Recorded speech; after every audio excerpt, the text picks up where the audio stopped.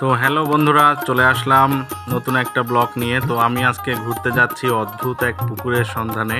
তো চারিপাশে পানি, মাঝখানে গাছ। হিন্দুরা এখানে প্রত্যেক দিনই পূজা করে। তো চলুন দেখে আসি সেই পুকুরটা। তো পুকুরটার অবস্থান হচ্ছে নওগাঁ বদলগাছি থেকে 10 কিলো দূরে। তো আজকে যাব আপনাদের নিয়ে এই জায়গাটাতে ঘুরতে।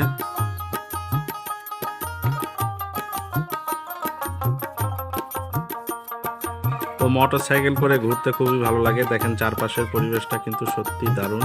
আর আপনারা যারা ঘুরতে চান অবশ্যই মোটর সাইকেলে করে ঘুরবেন। আর আমি কালকে গেছিলাম হচ্ছে নওগাঁ হাসাইগাড়ি ওই বিলে। তো বিলে এখন প্রচুর পানি। তো এই পানিটা কিন্তু আপনার ছোট যমুনা ওই নদী থেকে আসছে। তো নদী থেকে কিন্তু দাঁড়ার উপর দিয়ে যে নদীটা গেছে সেটা কিন্তু সত্যি অসাধারণ। তো আপনারা যারা ঘুরতে আসতে চান তারা অবশ্যই নওগাঁ সদরে আসবেন। নওগাঁ সদর থেকে 10 কিলোমিটার দূরে এই জায়গাটা।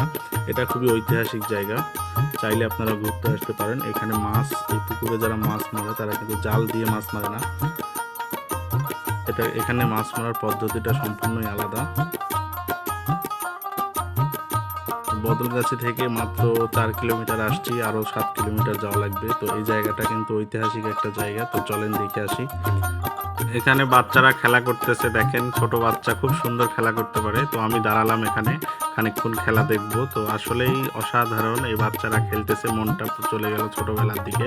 ছোটবেলায় এরকম করে কত খেলেছি, সত্যিই অসাধারণ। দেখেন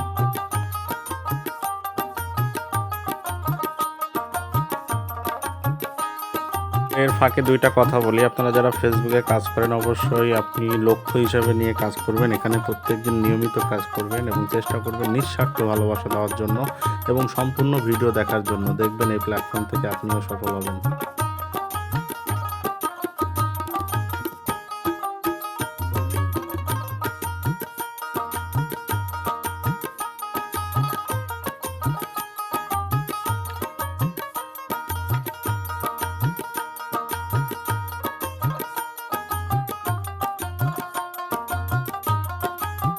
তো যারা এতক্ষণ ভিডিওটা দেখলেন অবশ্যই সম্পূর্ণ দেখবেন। তো সবাই ভালো থাকবেন, সুস্থ থাকবেন, সবার জন্য শুভকামনা রইল।